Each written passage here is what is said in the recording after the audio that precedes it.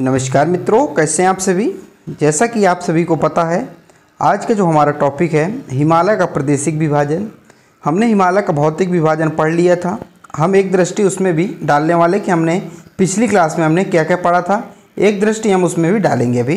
तो इसके पहले वाली वीडियो में हमने हिमालय का भौतिक विभाजन पढ़ा था, जिसमें से हमने देखा था कि भारत के कुल 43% में 43% पे मैदान पाए जाते हैं। इस प्रकार हमने आदि चीज़ों को चर्चा किया था। इसके बाद हमने देखा था कि भारत का भौतिक विभाजन 6 भागों में किया गया है। उसमें से 6 भागों में से मैंने आपको फर्स्ट पार्ट का उत्तर तथा पूर्वी पर्वतमाला ये आपको विस्तार रूप से बता दिया था।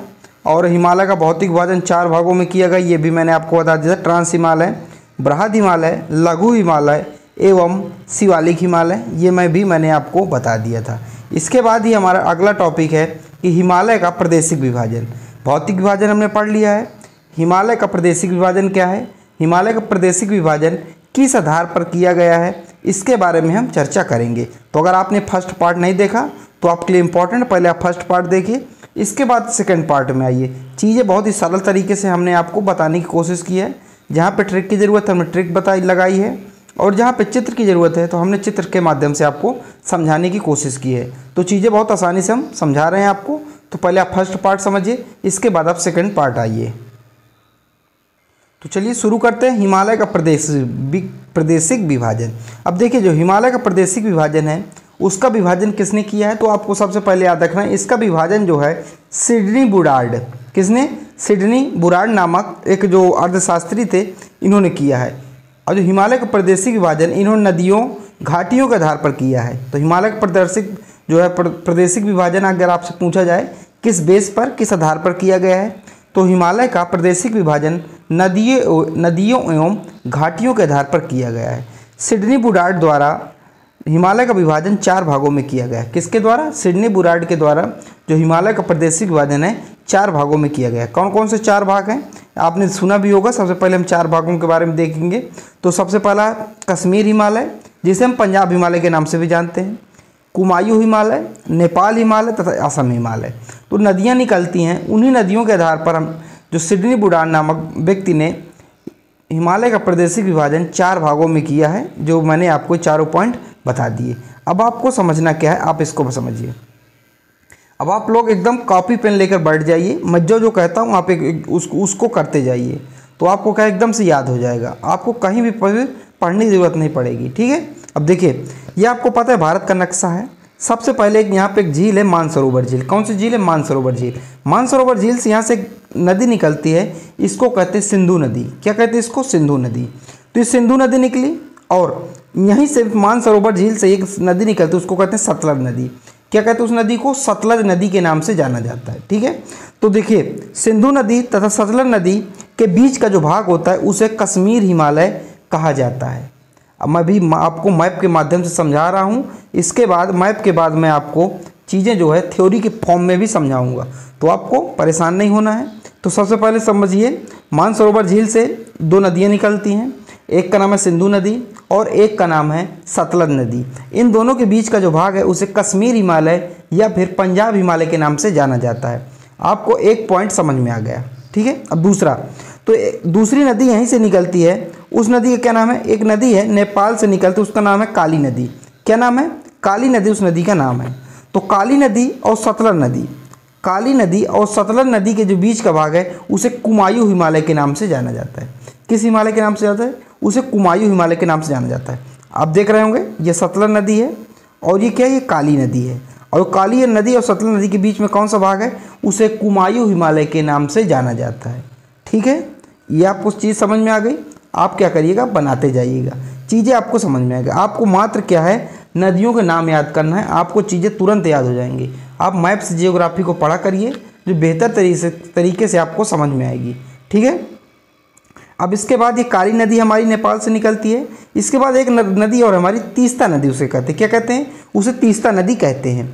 तो काली नदी और तीस्ता नदी के जो बीच का भाग है उसे नेपाल हिमालय के नाम से जाना जाता है। किस हिमालय के नाम से, नेपाल हिमालय के नाम से जाना जाता है। हमारे 3 पार्ट हो गए, कश्मीर हिमालय, कुमायूं हिमालय और नेपाल हिमालय। इसके बाद इसी संदर्भ में अगर हम चर्चा करते हैं तो तीस्ता नदी, ये है तीस्ता नदी, और ये मानसरोवर झील से एक नदी और निकलती है उसका नाम है ब्रह्मपुत्र नदी। क्या नाम है? ब्रह्मपुत्र नदी। तो एक ऐसे नदी निकलती है, ठीक है, उसको कहते हैं ब्रह्मपुत्र नदी। तो तीस्ता नदी और ब्रह्मपुत्र नदी के बीच के भाग को क्या कहते हैं? असम हिमालय के नाम से जाना जाता है। किस हिमालय के नाम से? असम हिमालय के नाम से इस पार्ट को जाना जाता है। तो आपको चीज़ें समझ में आ गई। मैं आपको अगर चाहें तो एक बार और रिपीट कर सकता हूँ। जिसको समझ में आ गया वो वीडियो को थोड़ा सा आगे बढ़ा के देख लीजिएगा। जिसको नहीं समझ में आया हो वो थोड़ा सा एक बार दोबारा मैं रिवाइज करा दूँ, क्योंकि ये चीज़ें यहाँ पर इंपॉर्टेंट होने वाली है। देखिए, मानसरोवर झील से पहले दो नदियाँ निकलती हैं, एक का नाम है सिंधु नदी और एक का नाम है सतलज नदी। अब दोनों नदियों के बीच का जो भाग है उसे कश्मीर हिमालय के नाम से जाना जाता है।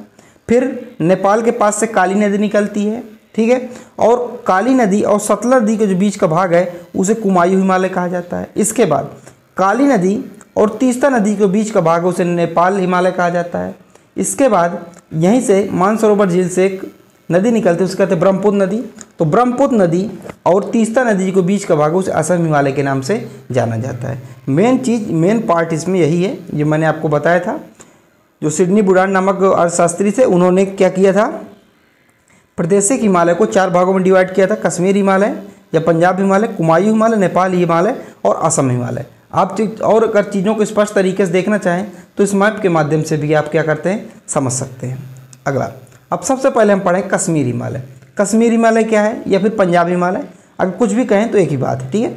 तो विस्तार, तो इसके विस्तार की बात करें तो सिंधु नदी से सतलज नदी तक इसका विस्तार है। चूँकि मैंने देखिए अभी मैं आपको बताया, तो सिंधु नदी ये है हमारी और सतलज नदी। तो कश्मीर हिमालय का विस्तार कहाँ है से कहाँ तक है? तो सिंधु नदी से सतलज नदी तक कश्मीर हिमालय का भाग है जो विस्तार है, ठीक है। ये चीज़ आपको समझ में आ गई। और इसकी लंबाई की बात करें तो 560 किलोमीटर इसकी लंबाई है, ठीक है। इस कश्मीर हिमालय या पंजाब हिमालय में कुछ महत्वपूर्ण श्रेणियाँ पाई जाती हैं। ये श्रेणियाँ आपको क्या करना है? मेन रूप से याद करना है। कौन कौन श्रेणियाँ हैं? जैसे काराकोरम श्रेणी हो गई, लद्दाख श्रेणी हो गई, जास्कर श्रेणी हो गई, पीर पंजाल श्रेणी हो गई और धौलाधर श्रेणी हो गई। तो मेन रूप से जो प्रमुख रूप से श्रेणियाँ यहाँ पर पाई जाती हैं। कश्मीर हिमालय या पंजाब हिमालय में एक महत्वपूर्ण झील भी पाई जाती है जिसे डल झील कहा जाता है। आपने देखो डल झील, और डल झील कहाँ? जम्मू कश्मीर में पाई जाती है, ठीक है। तो ये भी आपको अगर पूछ ले कि डल झील हिमालय के प्रादेशिक विभाजन के अनुसार किस हिमालय में पाई जाती है, तो ये कश्मीर हिमालय पंजाब हिमालय में पाई जाती है, ठीक है। यहाँ पे कुछ महत्वपूर्ण ग्लेशियर भी हैं कश्मीर हिमालय में। कौन कौन से ग्लेशियर हैं? तो सियाचिन हो गया और बल्टोरा, ये बल्टोरा ग्लेशियर और सियाचिन ग्लेशियर ये महत्वपूर्ण ग्लेशियर भी है। और दर्रे भी हैं जैसे बनिहाल दर्रा, बुर्जिल दर्रा। आपको दर्रे पता है क्या किसे कहते हैं? जब दो पहाड़ों के बीच एक रास्ता बना जाता है काट कर, उसे दर्रा कहते हैं। आप ऐसे भी समझ सकते हैं, ठीक है। अब सेकंड पार्ट है हमारा कुमायूं हिमालय। अब कुमायूं हिमालय क्या है? तो इसका विस्तार सतलज नदी से सतलज नदी से काली नदी तक इसका विस्तार है। अगर हम दोबारा मैप में चलने की कोशिश करें तो देखिए, जो कुमायूं हिमालय है तो ये सतलज नदी हो गई हमारी और ये काली नदी। तो इन दोनों के बीच का भाग क्या कहलाता है? ये कुमायूं हिमालय कहलाता है। यही बात आपको थ्योरी फॉर्म में बताई गई है, ठीक है। और इसकी लंबाई की बात करें तो 320 किलोमीटर इसकी लंबाई है। कुमायूं हिमालय के पश्चिम भाग को गढ़वाल हिमालय के नाम से भी जाना जाता है। यानी कि जो कुमायूं हिमालय का पश्चिम भाग है उसे गढ़वाल हिमालय के नाम से भी जाना जाता है। पंचप्रयाग भी कुमायूं हिमालय में ही पाया जाता है। जो पंचप्रयाग हैं जैसे विष्णुप्रयाग, रुद्रप्रयाग, नंदप्रयाग, देवप्रयाग, ये सब कहाँ पाए जाते हैं? ये कुमायूं हिमालय का ही भाग है, ठीक है। अगला है कुमायूं हिमालय में महत्वपूर्ण चोटियाँ भी पाई जाती हैं। कौन कौन सी महत्वपूर्ण चोटियाँ हैं? जैसे केदारनाथ, बद्रीनाथ, गंगोत्री, यमुनोत्री और त्रिशूल। आपको पता होगा गंगोत्री से गंगा जी निकलती हैं और यमुनोत्री से यमुना नदी निकलती है, ठीक है। तो ये महत्वपूर्ण की चोटियाँ भी पाई जाती हैं। अगला है नेपाल हिमालय। अब नेपाल हिमालय का विस्तार काली नदी से तीस्ता नदी तक विस्तार है। एक बार फिर हम मैप की तरफ चलेंगे। मैं बार बार मैप की तरफ इसलिए जा रहा हूँ ताकि आपको चीज़ें क्या स्पष्ट हो जाए। अब नेपाल हिमालय की बात करें तो आपसे कह रहा है काली नदी और तीस्ता नदी के जो बीच का भाग है उसे नेपाल हिमालय कहा जाता है। यहाँ तक मेन रूप से इसका क्या है? यहाँ तक मेन रूप से इसका विस्तार है हमारा, ठीक है। तो नेपाल हिमालय का तो काली नदी से तीस्ता नदी तक इसका विस्तार है। इसकी लंबाई लगभग 800 किलोमीटर। अगर देखें तो इस हिमालय में सर्वाधिक लंबाई एक प्रकार से हम कह सकते हैं। और माउंट एवरेस्ट और काठमांडू घाटी भी इसी नेपाल का हिस्सा है। अगर आपसे पूछा जाए नेपाल हिमालय में माउंट एवरेस्ट किस हिमालय का भाग है, तो माउंट एवरेस्ट नेपाल हिमालय का भाग है। अगर हम बात करें प्रादेशिक हिमालय के आधार पर, यानी कि हिमालय का प्रादेशिक विभाजन के आधार पर इसकी बात करें, ठीक है। इसके बाद हमारा आता है असम हिमालय। तो तीस्ता नदी से ब्रह्मपुत्र नदी के जो बीच का भाग है उसे असम हिमालय के नाम से जाना जाता है। जैसे हम दोबारा अगर मैप में आने की कोशिश करते हैं, देखिए तो देखिए ये तीस्ता नदी है और यहीं से एक ब्रह्मपुत्र नदी ऐसे निकलती है, तो जो बीच का दोनों के भाग है इसे असम हिमालय के नाम से जाना जाता है। तो यही बात आपको यहाँ पर बताई गई है कि जो तीस्ता नदी से ब्रह्मपुत्र नदी तक के जो बीच का भाग है उसे क्या कहा जाता है, उसे असम हिमालय के नाम से जाना जाता है। इसकी लंबाई की बात करें तो 720 से 750 इसकी लंबाई है। और असम हिमालय की सबसे ऊंची चोटी जौन सी है नमचा वर्बा है। क्या है? नमचा वर्बा है हिमालय की, असम हिमालय की सबसे ऊंची चोटी। और ये कहाँ है? और ये नमचा वर्बा जो चोटी है ये अरुणाचल प्रदेश में पाई जाती है। कहाँ पाई जाती है? भारत के अरुणाचल प्रदेश में पाई जाती है। यहाँ पर मुख्य रूप से पाई जाती है, यहाँ पर अरुणाचल प्रदेश स्थित। तो आपको ये चीज़ें समझ में आई होगी, मैं आशा करता हूँ आपको चीज़ें समझ में आई होंगी। चीज़ें समझ में आएंगी लेकिन कब? जब आप पार्ट फर्स्ट देखेंगे। इसका पार्ट फर्स्ट जैसे ही देखेंगे तो चीज़ें आपको एकदम से याद हो जाएंगी, आपको दोबारा से कहीं भी पढ़ने की ज़रूरत नहीं पड़ेगी। अगर आप बेस पढ़ मजबूत कर रहे हैं तो ज़रूर हमारे यहाँ से पढ़िए, क्योंकि हमारी एक सीरीज़ चालू हो चुकी है जिससे में हम आपको पूरा जो ये लगभग पूरे जो जियोग्राफी है हम आपको पूरा करवा देंगे। इसके बाद हम MCQ भी आपसे डिस्कस करेंगे और बीच बीच में हमारा प्रैक्टिस सेट भी आता रहेगा। MTS हो गया, RPF हो गया आदि के जो है प्रीवियस ईयर भी हमारे चैनल पर पड़े हैं क्वेश्चन पेपर, उनके बारे में देख सकते हैं। और GK GS का हमारा प्रैक्टिस सेट डेली चलता है, उसके बारे में देख सकते हैं। बाकी लूसेंट के प्रश्नोत्तर ये भी हमारे उसमें पढ़ें, तो आप अगर आप देखना चाहें, इच्छुक हैं तो आप ज़रूर देखिए और हमारे चैनल के साथ जुड़िए। चलिए, जय हिंद, जय